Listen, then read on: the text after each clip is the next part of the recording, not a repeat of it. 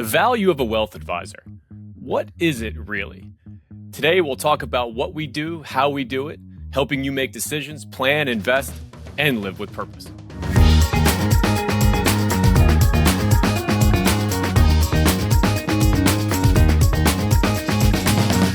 Welcome, everyone. Today on the show, I would like to say I have an extra special guest, but she's actually my co-host, Whitney Reagan, and we're here to talk about the value of a wealth advisor. What's going on in your world today, Whit? Well, Dan, I'm very excited that we finally get to do this together again. I love all the banter with you when we get to be co-hosts together. I know we don't have to bother anyone else's time with our questions, so it's just the internal. But before we get to our fun stuff, we are on the precipice of summer vacation. I know both of our kids are about to be removed from the gloriousness that is the school system. What's on tap for the Reagan family summer vacation plans? I feel like my head's been spinning and I may have missed the entire month of May because I have you heard of the term Maycember? I have not, but it's something that sounds terrifying, to be perfectly candid. Well, I've heard it and it makes so much sense because it feels like December and how crazy December is, but it's in May. And I think I was at the school like every single day with just random school events. And then at the end of May, I then have my husband's birthday and then my son's birthday and then Father's Day. And that all comes within like weeks of each other. Of time. Yeah. So I just don't even feel like I've come up for air with all of the things that have been happening at the end of like just right before summer starts. How's yours going? You'll be back to school shopping before you know it. I know. Our kids are almost out of school. I mean, I'm sure by the time this airs, they will be out. And it's just one thing after another. I mean, between summer sports and camp. I mean, I don't know what happened when you were a kid, but I went down to the local high school for like a couple of hours. These days, it seems like we've expanded beyond just the local Woodridge summer rec program, probably for the benefit of all my kids. But looking forward to, we have a couple big trips planned, and this is the big 4-0 for me this summer in August. Oh. So not looking forward to that whatsoever, but we are the same age. I turned 40 in November. Yeah, well, I got you beat by a couple months, but I like to remind my wife she's a couple months older than me, and I never let her forget it. That doesn't. You're older and wiser. Exactly. You're older and wiser than I. Please. Well, so speaking of, I don't know about wiser, but we're going to talk about the value of a wealth advisor today, and we're going to get into both the kind of soft topics and then the more technical aspects, right? What are the actual technical things that we do, but what are some of the ways that we help our clients and help them look at the world in a different way through our partnership? Kind of before we do that, this was your idea, so I want to make sure that you get full credit for it, is to talk about a little bit why we do this first. What's our why behind choosing this as a profession? Why do we feel like this is the best use of our kind of professional skill set? So I'll kick it off with you. Kind of, what is your why behind doing this in the wealth advisory business, and what kind of drives you on a daily basis? Well, I thank you for giving me the credit. I think it's important to share why we chose this path, because as I was thinking through and reflecting on the value that a wealth advisor can bring to a client, I was thinking, well, what do we do every day for clients and why are we doing it? And there's so much more to what we do than just numbers and stock picking and, just being investment managers. And I feel like that's kind of a misnomer.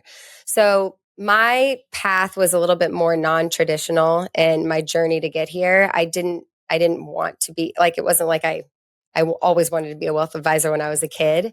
My undergrad have been the most popular kid on the playground with between the cops and firemen and soldiers and football players. And movie stars and band members, all that. Yeah. My undergrad was actually in psychology because I thought I wanted to be a therapist or a psychiatrist, which come full circle. I think, I don't know about you, but a lot of times I do kind of feel like a therapist in some client meetings. But I've been in a lot of different positions where I was in sales and I was doing training and education. And I think that ultimately becoming a wealth advisor, it brings in all of my experience and all of my lived experience in my past positions in like a really unique way. And I just like trying to help people solve problems and just like achieve their goals. I also have the fact that I'm part of a family office. I saw the transformation of my family office and how that was really valuable for me. And I think I just wanted to bring that to families and help them with like a family office type service. So it was being more like holistic and full planning and just like helping them with all these different pieces that aren't just, again, back to investment management. It's a lot bigger picture than that. Right. There's so many different facets to it. I mean, as my brilliant colleague Seth Kelly likes to say, 90% of what we do is relationships, relationship building, making sure there's trust, and always making sure that that trust is communicated in a way that the client truly does understand that everything that we're saying is really in their best interest. So that's really helpful. I also came from a family office background, and I think the ability to have an impact at that level, but bring those services down to people is a huge motivating factor for me. So we're totally aligned on that. Just separately from that, what about your like? What made you choose the career path? I it's really somewhat of my ADD that got me here. And this is not some sort of like weird pat on the back, but I just have interest in a lot of different things. I started my career after graduate school at a huge investment consulting firm, but just know that that wasn't going to be the singular focus that I wanted to have forever.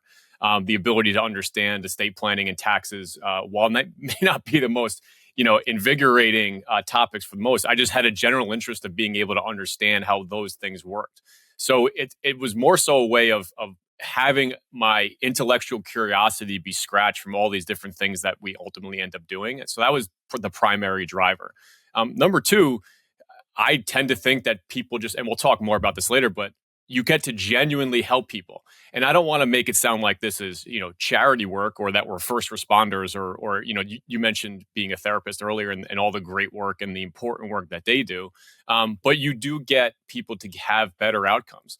One of the things that we'll talk about is making sure that people can spend enough of their money. And I think when you get to work with someone and actually see improvement or actually see the fulfillment of a goal or a dream, or watching their kid graduate debt free, or getting that lake house that they've been working so long for, or a big one recently, especially for a lot of my clients, have been buying and selling a business. Those things really do matter, and I think we've had a lot of people. We've really helped have a better outcome. And that's important. There's a lot of grinding that goes along with that. There's a lot of paperwork and administrative stuff that I know we all have to deal with. But when you kind of boil it down, I think people have much better outcomes, and that the ability to help them along that path is a tremendous motivating factor for me, for sure. Me too. And I think just problem solving, just being able to problem solve with them and help them make a decision.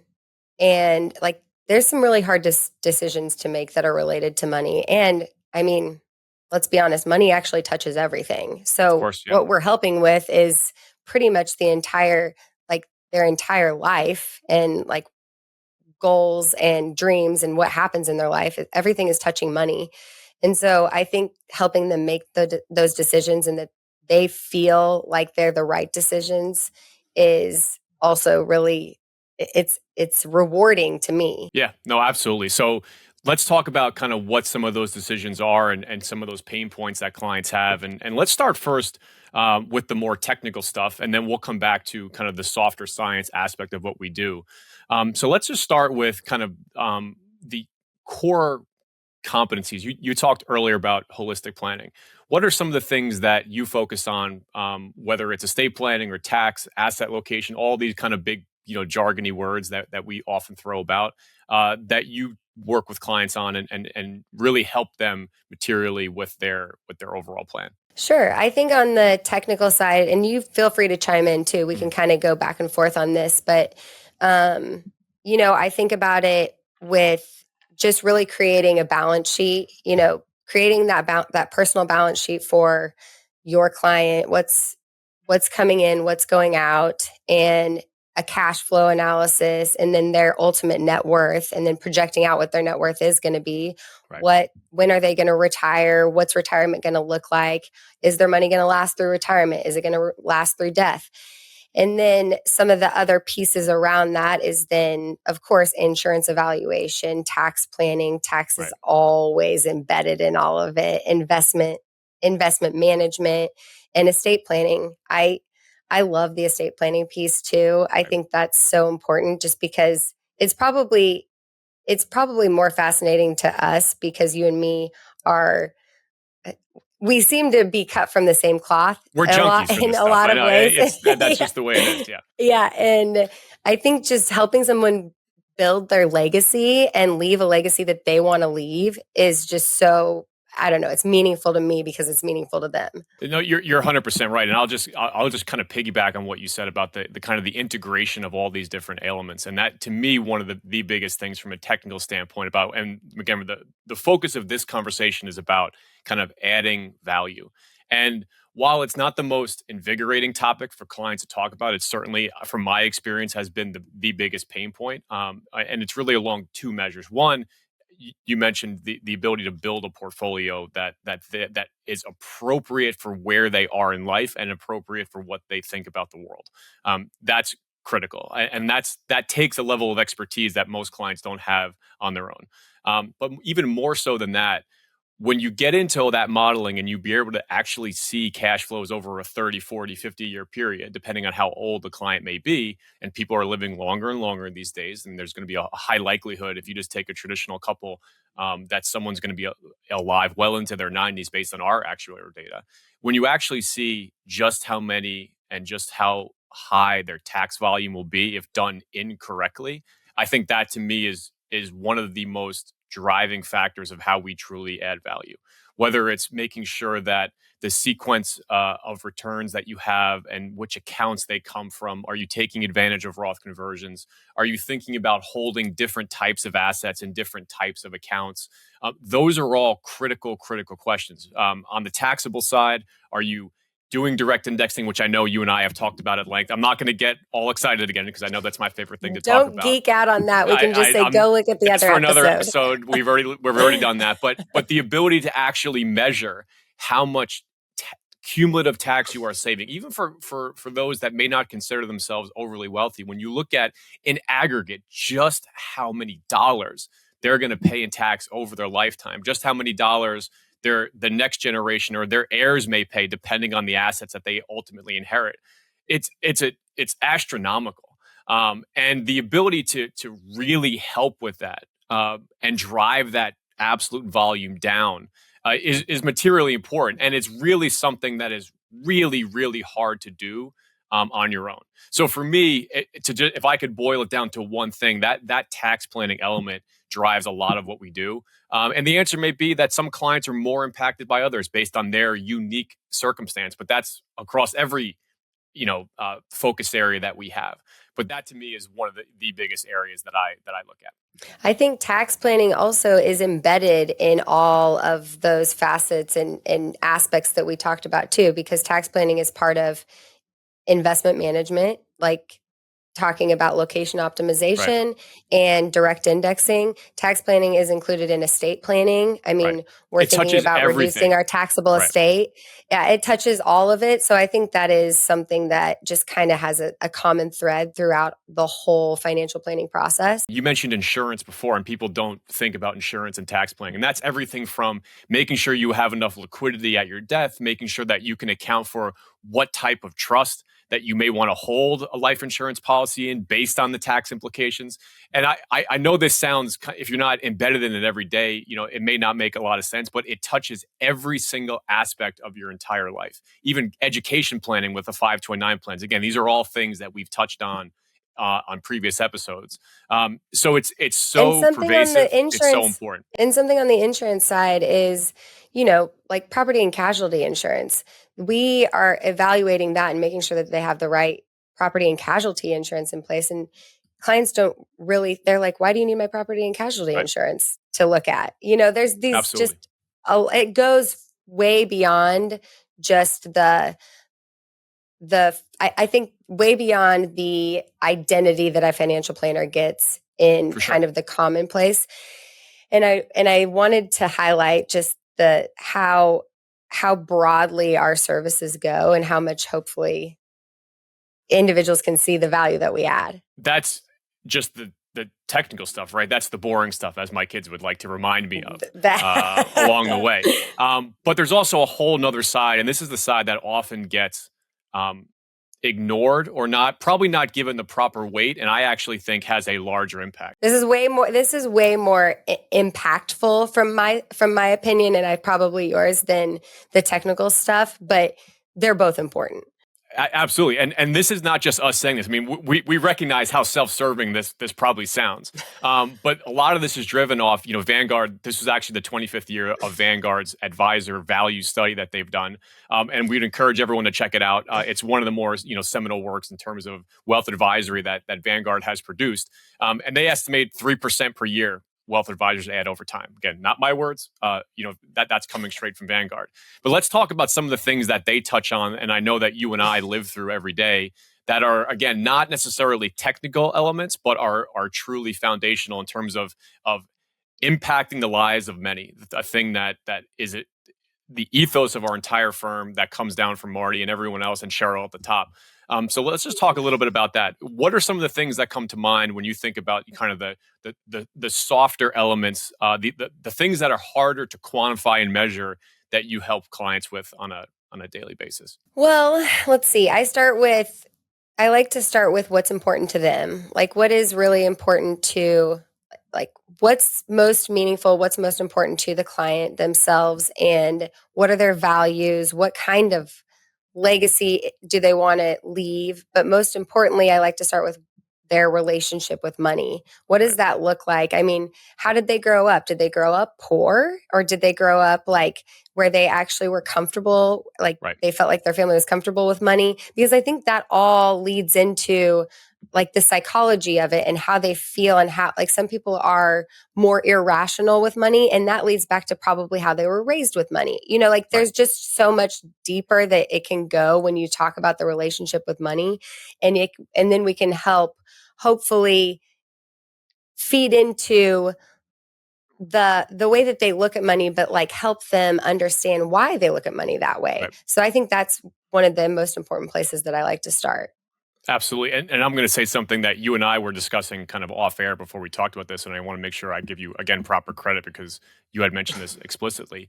And that is just making sure, this is going to sound counterintuitive to a lot of people, I would expect, but making sure that they know that they can probably spend more than they want, or that they think that they can, is probably the better way to say it.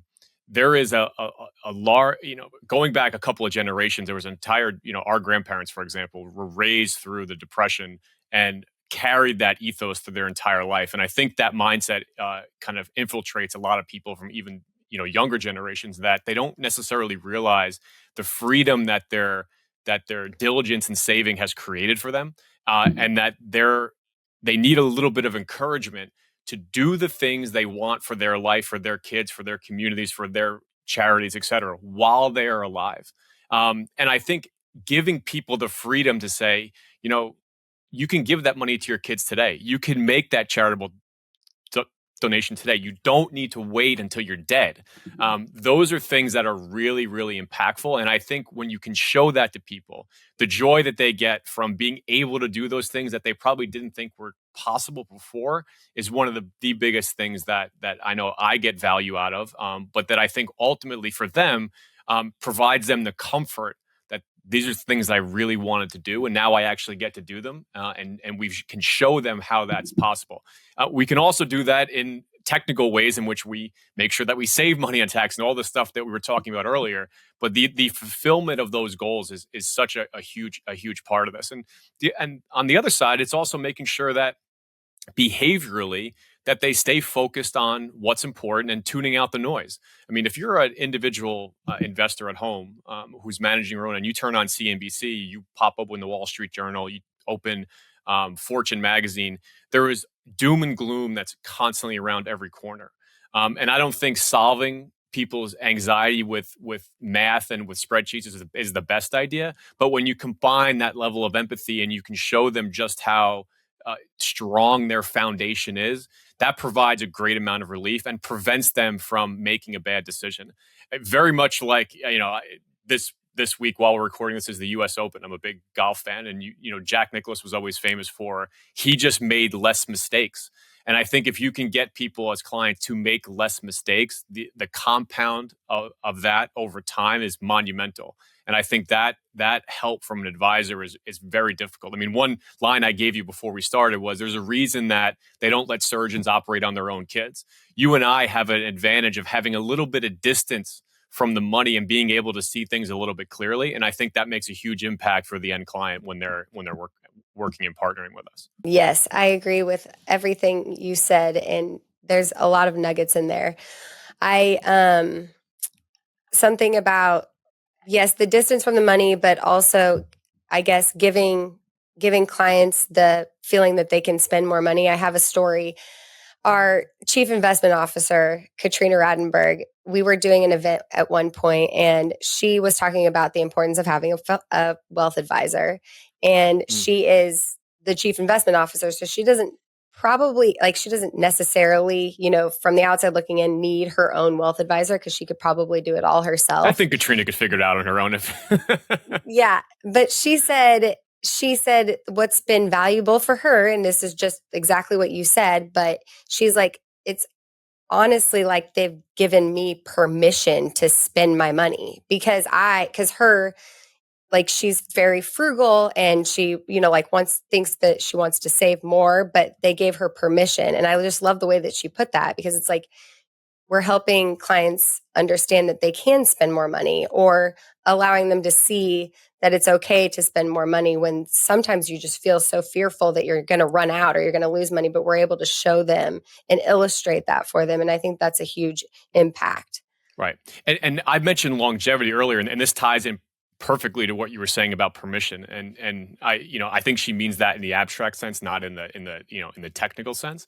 But the ability to tell clients who have, very strong legacy goals, whether that's philanthropy or whether that is giving money to the next generation, you begin to help them realize that there are inflection points in those two, in the institutional world or the charity, the world of philanthropy, and with their children, for example, in which the money at certain times has a far greater impact. And impact is a word that we use a lot at Mariner. It's a word that I like to use with clients.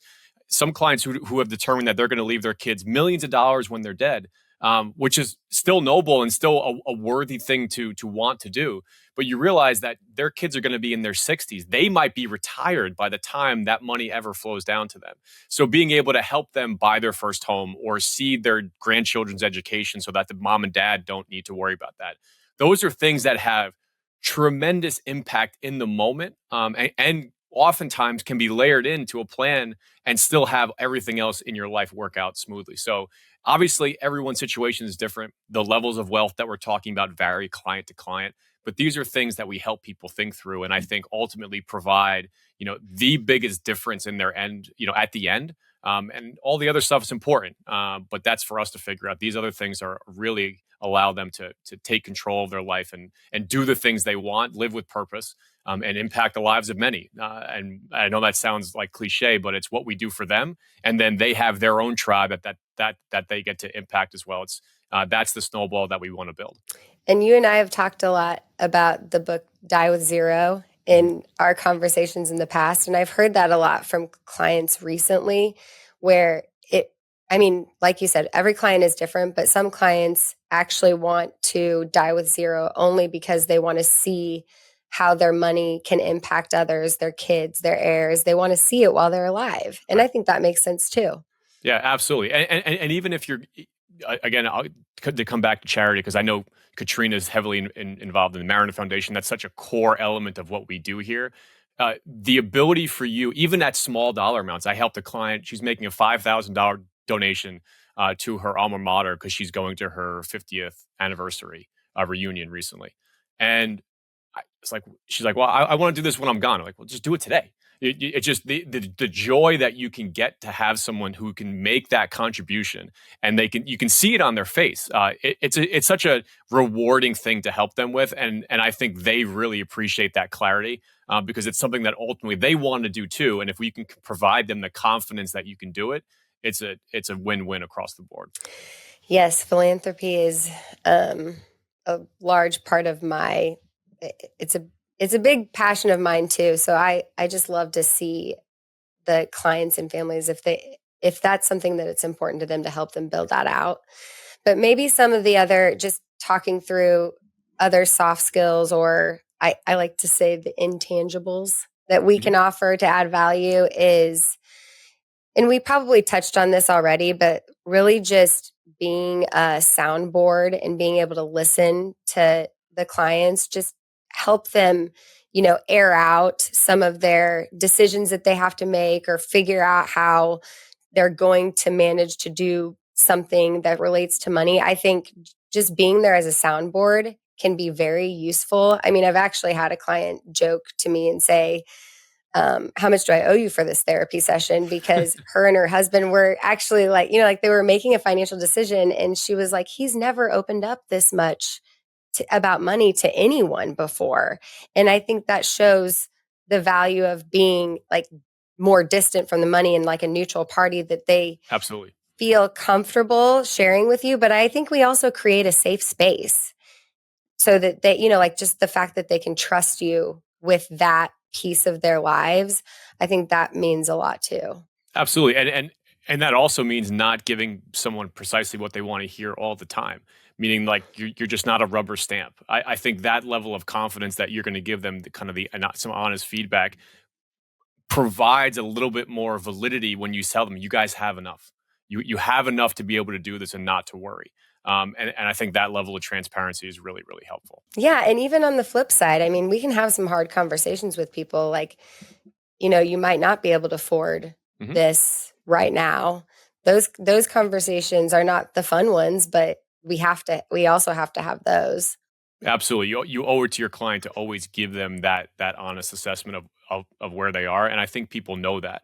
And if you've built up that trust, and if you're truly acting in their best interest, as we always do, then those conversations become a little bit easier because this is really in their best interest. Ultimately, it's always up to their clients and their families how they want to ultimately handle something. But we can be a huge force for good in that conversation. Well, I think you said it already, the relationship. I think that's big. I think we give them peace of mind. And I also think that we help provide better outcomes. I mean, ultimately, the value that we add is maybe, I think there's a lot of value that we add, but I'm hoping that ultimately the value that we can add is peace of mind. Is there anything else you wanted to touch on? No, I just think that in addition to peace of mind, clients just have better outcomes. Better outcomes because we're able to clarify what their decisions are. Better outcomes because we can give them the pros and cons of all the potential choices that they can make. And I think more importantly, helping them understand the implications of their choices. Yes, your total balance sheet might go down a little bit on the portfolio side, but that lake house that you want to buy is going to provide a lot more memories than you dying with a couple extra zeros at the end of your, at the end. I think people need, and you said this earlier, a third party to sometimes encourage that and to give them the stamp of approval that they want to hear. And if we can provide that for them, I think that's really the value that we're talking about. I love a good pro-con list. You mentioned that. Hey, we don't need to make it overly complicated. That's for sure. No, that's something that I do often say. I'm like, one of my biggest philosophies is do not overcomplicate this. Yeah. Just try and simplify it as much as you can. Well, Dan, as always, this conversation was very enjoyable with you, and we got to talk about what we do for a living, and we love what we do for a living. So how awesome was that? I hope that the audience enjoyed the conversation as much as we did. And if you did, please like, subscribe, or follow wherever you listen to your podcasts. And we hope you have a great rest of your week. The views expressed in this podcast are for informational and educational purposes only and do not consider any individual, personal, financial, legal, or tax situation. As such, the information contained herein intended and should not be construed as a specific recommendation, individualized tax, legal, or investment advice. Where specific advice is necessary or appropriate, individuals should contact their own professional tax and investment advisors or other professionals regarding their specific circumstances and needs prior to taking any action based upon this information. The information provided has been obtained from sources deemed reliable. However, the accuracy, completeness, and reliability cannot be guaranteed. Tax laws are subject to change, either prospectively or retroactively. Any opinions expressed are subject to change at any time without notice. There is no assurance that any investment, plan, or strategy will be successful. Investing involves risk, including the possible loss of principal. Past performance is no guarantee of future results, and any opinion expressed herein should not be viewed as an indicator of future performance. Mariner is the marketing name for the financial services business of Mariner Wealth Advisors, LLC, and its subsidiaries. Investment advisory services are provided through the brands Mariner Wealth, Mariner Independent, Mariner Institutional, Mariner Ultra, and Mariner Workplace, each of which is a business name of the registered investment advisory entities of Mariner. For additional information about each of the registered investment advisory entities of Mariner, including fees and services, please contact Mariner or refer to each entity's Form ADV Part 2A, which is available on the Investment Advisor Public Disclosure website, www.advisorinfo.sec.gov. Registration of an investment advisor does not imply a certain level of skill or training.